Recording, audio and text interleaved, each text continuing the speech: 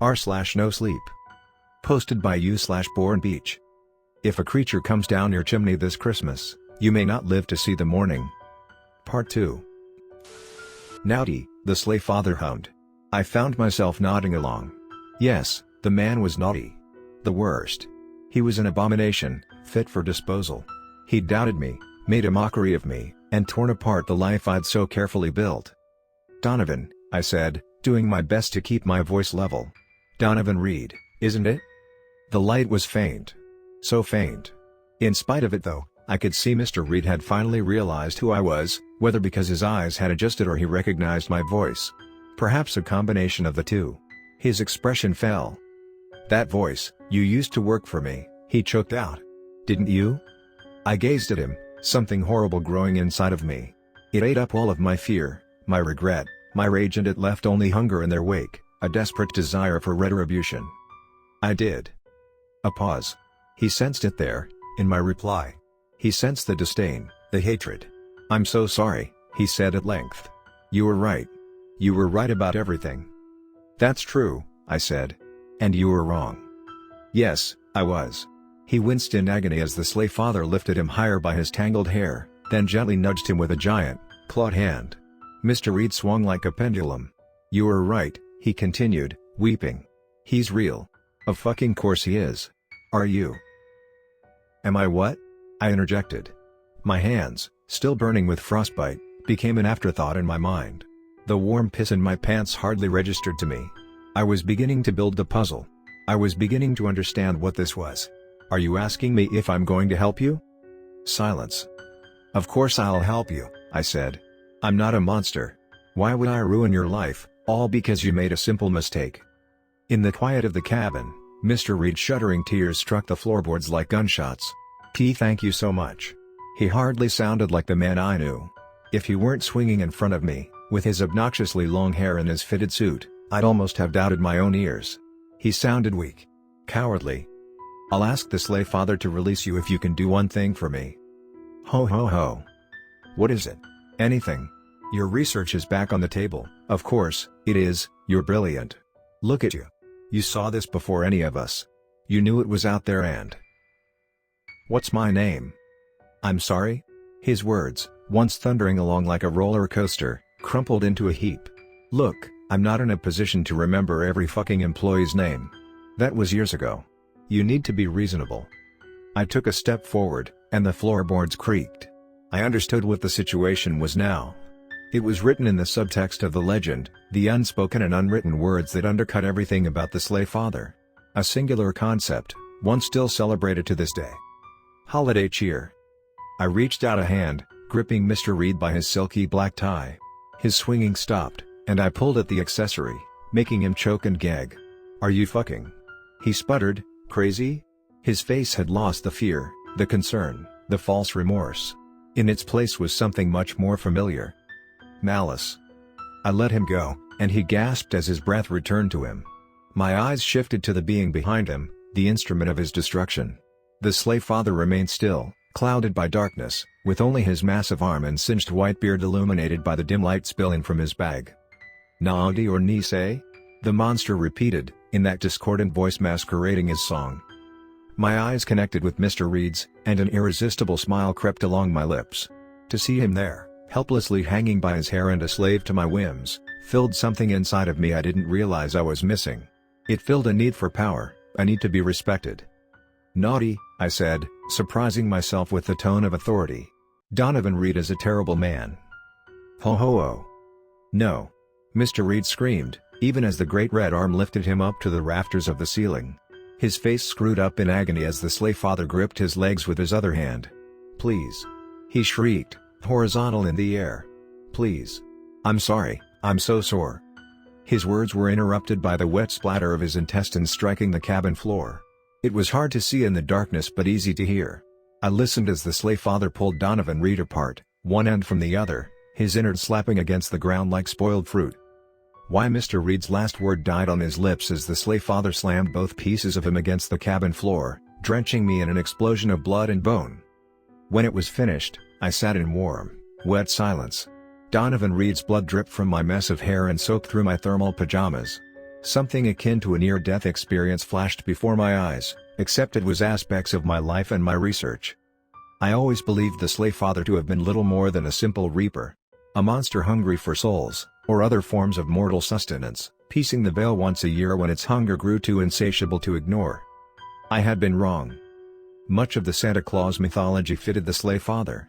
More than I or Alexei ever expected. He didn't just feed on souls. He fed on people's joy. Their mirth. It appeared as though he required both pieces to be fully satiated, and such a phenomenon provided much more context to the original myth.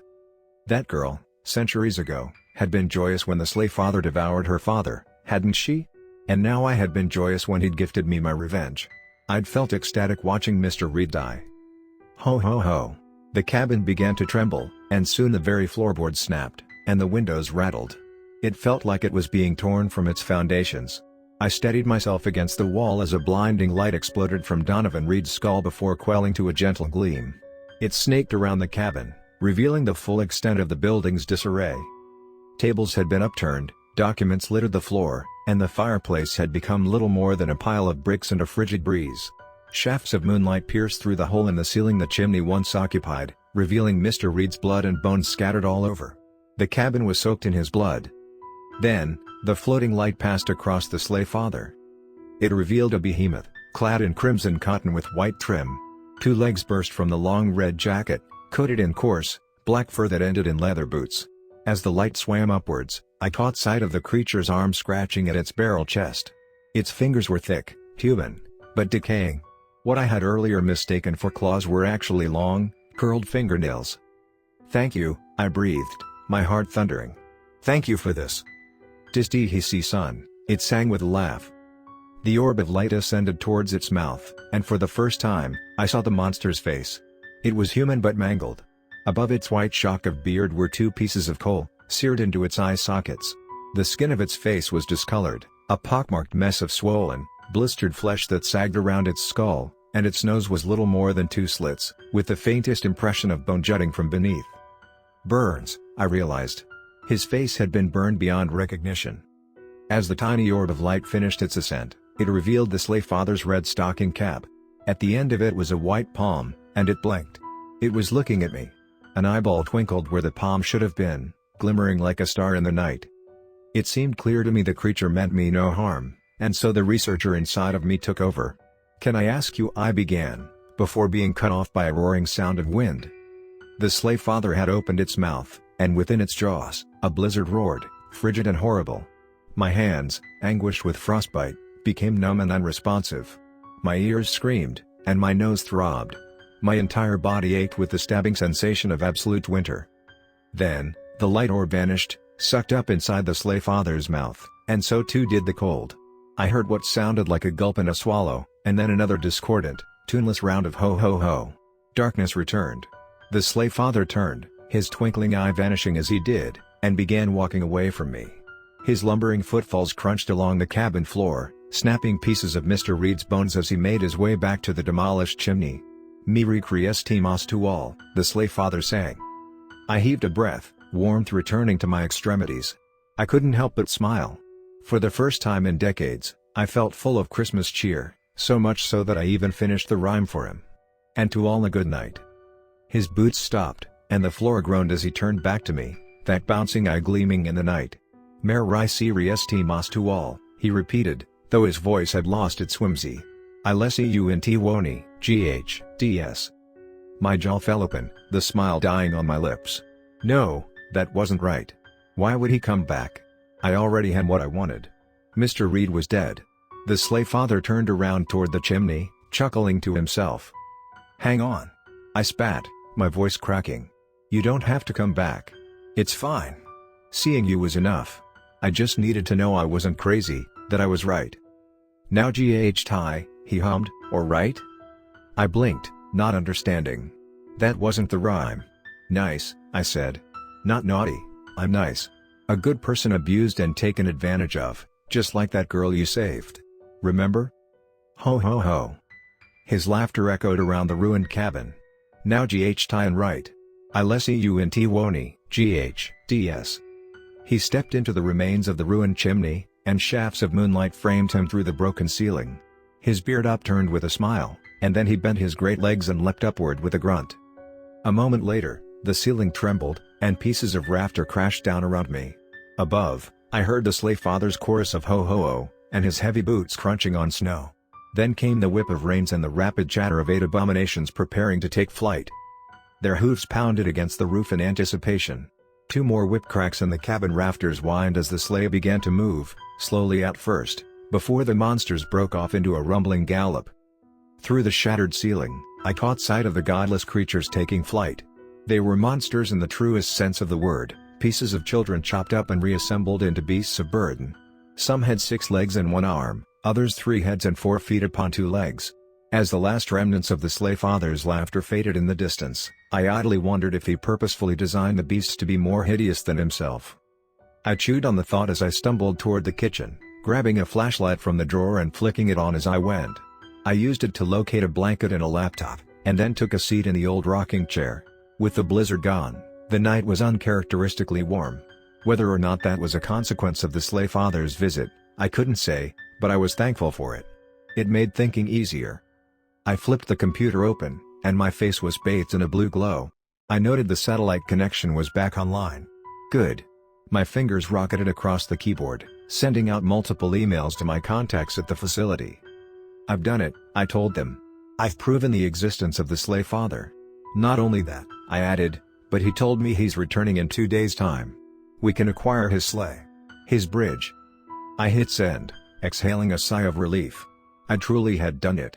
I'd redeemed my name.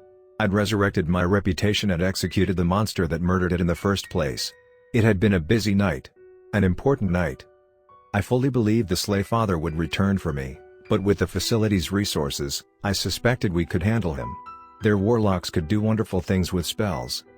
My computer pinged with the first email alert, a reply from the facility's hiring manager. I figured, why wait? I had a job to return to. The sooner I got paid for my work again, the better. Good evening, Dr. Sims, it read. Your work for the facility has been greatly appreciated. Unfortunately, we have located another talent that has proven more reliable. Your contract will not be reinstated. I stared at the screen in confusion. What? Had they even read my email? I just told them I located the damn Sleigh Father. I just explained how I found the bridge between worlds. Cursing, I began typing my response. 2 more email alerts pinged in the corner of my screen, distracting me. No matter, I thought to myself. The hiring manager could wait. I clicked on the first new email. It was from an old colleague of mine, Anna Ling, a former team member on the Sleigh Father research project, and one with high-level security access. I am so sorry, it read. Take care, Derry. Sorry? Did she think I was insane? I clenched my fist, my frustration mounting at the thick-headedness of these idiots. I was sitting on possibly the most significant discovery in the history of mankind, and they were brushing me off like a common madman. Bitterly, I clicked on the third email. It was from the Director of Research and Development, Mr. Reed's boss. Good to hear from you, Terrence. First off, I'd like to say we're recommending you for the Medal of Merit. Your work has been incredible, and dare I say, worthy of certain additional awards down the line. Can you say Nobel Prize? I paused, a smile forming on my lips. This was more like it. I always found the director of R&D to be a shrewd and clever woman. It was little wonder she saw the potential of this opportunity as soon as I presented it. I continued reading. Of course, public awards are off the table until the bridge has been put to proper use. We'll have to deal with upcoming conflict first before spilling the beans on this new technology, but trust me, once we can, your name is going in the hat. I'll be personally recommending you. I imagine you're probably a little upset. It's a terrifying prospect, what's to come, but... I blinked, shaking my head in confusion. Terrifying? That's an odd way to describe a Nobel Prize. No matter. I continued reading. Unfortunately, it was the only option we saw available. Dr. Asimov has been a huge help in getting all of this set up, and we're genuinely thankful for your cooperation in the matter. What's losing another 30 years of life when you'll be immortalized in history, eh? Dr. Asimov. Alexei Asimov. What the hell, that couldn't be right. Alexei abandoned the project a year ago. Sure, he'd occasionally kept up with me via email, more for my sanity than anything, but he had nothing to do with this. His mental exercise of listing my intrusive thoughts helped clear my head some, but that didn't warrant such accolades. I did this. Me. Furious, I clicked reply. Before I could finish the first word of my response, my computer pinged with another email. It was the last contact I'd messaged, Alexi. Terrence. I hope you're well. In fact, I suspect you're feeling quite good, if not a little confused. I know how much the Sleigh Father project meant to you. To be frank, your obsession with it has concerned me. It isn't healthy. It's damaging. Before I go any further, I'd like to assure you that the facility will be arriving at the mountain later this evening. They'll be monitoring you from a safe distance, and when the Sleigh Father returns in 2 nights' time, they'll attempt to apprehend his bridge. I let loose a sigh of relief. Good. I knew I could count on Alexi, even if he was trying to steal some credit for this. I cracked an exasperated smile and kept reading. It was probably a misunderstanding. Earlier this year, I discovered some lore I thought I might help both of us. You and I? You see, old friend, I have come to realize that the Sleigh Father shares more in common with the Santa Claus myth than either of us recognized. All those weeks, months, and years of study and failed attempts to locate the monster were rooted in a singular problem: we were too focused on the science. The Sleigh Father is a being that transcends science, of course. An anomaly. A myth. So it was to that mythology I returned. Within it, I found the means to quell some of your suffering and offer you an opportunity to have a Merry Christmas before you pass from this world. My fingers ached. I realized I was clutching the sides of the laptop hard enough that the plastic shell began to crack. I reread Alexi's words. Before I pass from this world? What kind of phrasing is that? Trust me, Terrence. It will be better for you this way. Easier. I know you're probably wondering what I'm talking about, so let me provide you with some background details. I discovered that lists have the power to summon the Sleigh Father. They act as a sort of ritual or an offering to it. When one creates a list, the creature will sometimes deign them with their request, providing they want it desperately enough. It is our emotional energy that calls to the Sleigh Father. It feeds upon our joy and our sorrow, our wishes and fears. Your list to Donovan Reed was drenched in emotion. I suspected that if my theory was correct, given your relative proximity to the Sleigh Father's bridge and your hatred for Mr. Reed, you could provoke an encounter with the being. I'm happy to hear I was correct in that regard. My eyes scanned his words, and my teeth dug into my lip. That son of a bitch. That absolute piece of shit. I made to get up and grab a new piece of paper, one I could use to write Alexi's name on. I'd listed 1,000 times, with 1,000 different ways I wanted him dead. But the email wasn't finished. Of course, there's more to the Santa Claus mythology than simple lists. There are consequences. One such consequence is when somebody requests something selfish or sufficiently deplorable. It is the naughty or nice paradigm, and we see it reflected heavily in the mythology. It's what I was counting on tonight. Your desire for Mr. Reed's death was selfish and, frankly, monstrous. You'll excuse my dry sense of humor, but it really was a naughty sort of thing. I'm genuinely sad to know Mr. Reed passed with such brutality, but I'm happy to know it will pave the way to ending the coming war and saving billions of lives. When the Sleigh Father returns to claim your deplorable soul, please know that it was never something I wanted. If you could have lived, I would have preferred that. Same too with Mr. Reed. Unfortunately, we're running out of time, and sacrifices must be made. The eldritch horrors are knocking on our front door, Terrence. You know that. You know I had no choice. Just know that you and Mr. Reed will be remembered for what you gave. Carpe diem, old friend. P.S. If at all possible, please draw the Sleigh Father as far from his bridge as you can. Our team will have an easier time retrieving the sleigh that way. Happy holidays. Alexi. I closed the laptop. I didn't even bother writing a reply. What was there left to say? Fuck you, asshole? No, it wasn't worth the energy. I doubted he'd even care to read it. He already got everything he wanted, after all. He had me right where he wanted me, and now he would get all of the credit. That son of a bitch. I stewed in my rage for a long time. Long enough that birds chirped overhead, and the golden light of dawn seeped in through the cabin window. Eventually, I decided what would happen next. You would, all of you. See, the Sleigh Father might be coming for me tonight, and it might be true that I don't have a way out of here. The facility is too powerful. Too all-reaching. But not even it can stop the wildfire of public outrage. So here it is, my testament, the true account of the final days of my life, and the research that led to them. I'm not asking to be deified. I'm not even asking for a street in my name. I just want people to know the real story about what happened out here, on this snowy mountain. You'll forgive me for not trusting the facility to represent my contributions to this project properly. They've already spoiled my name once. Who's to say they won't keep dragging it through the dirt after I'm dead? Words are cheap, and I know better than to trust emails from suits. So I'm begging you to spread this, far and wide. Tell my story the way it truly happened, warts and all. I'm not a perfect person, but I'm not a madman either. The Sleigh Father came to me. I witnessed him, not Alexei, me. Tonight, when the creature returns, I won't even run from my death. I'll lead the bastard away, just like that snake Alexei asked. It'll be my final contribution to my life's research. A contribution I hope might lead to a better world someday. If they manage to steal the sleigh, then it'll be a colossal boon in the war to come. If they don't, well, just be careful what you wish for this Christmas. Some gifts aren't worth the price.